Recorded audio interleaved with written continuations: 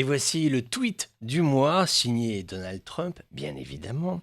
Le petit tweet en guise de rampe de lancement pour sa candidature à un second mandat présidentiel. Trump a promis d'expulser les millions de sans-abri qui vivent aux États-Unis, 10,7 millions de sans-papiers exactement. La majorité travaille, paie des impôts, participe à l'effort national, mais Trump souhaite s'en séparer. Alors, pour la formulation exacte de cette information, il faudrait donc plutôt parler du candidat Donald Trump. Non content d'avoir passé 4 ans à la Maison-Blanche, l'homme d'affaires va se présenter à nouveau devant les électeurs. Quand on sait de quoi il est capable face à un clavier d'ordinateur, il faut se préparer à une pluie de tweets, une averse d'annonces rocambolesques, plus ou moins tapageuses. Trump en campagne, c'est une sorte de feu d'artifice de la petite phrase, de la déclaration à l'emporte-pièce et de mots qui fusent de ci et de là. Nous allons vivre des moments forts, enfin médiatiquement forts, parce que pour les Américains, ça je ne sais pas, les instituts de sondage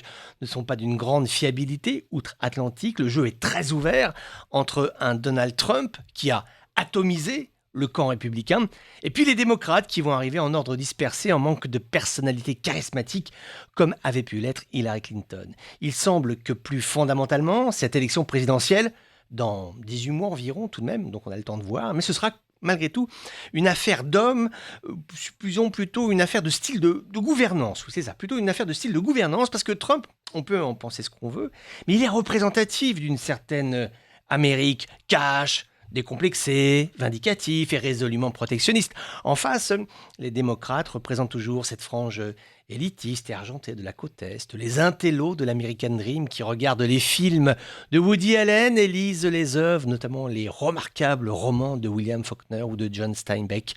Une Amérique huppée en situation de décrochage face à l'autre Amérique, ah oui, celle des motels, les pompes à essence perdues dans le désert. Tu sais, t'as toujours un vieux bonhomme avec une grande barbe là, qui écoute ZZ Top et qui, lui, c'est sûr, ira voter Donald Trump. Tu vois, deux Amériques qui se font face, deux visages de la première puissance mondiale qui aujourd'hui doivent apprendre à se regarder droit dans les yeux pour le meilleur ou bien pour le pire.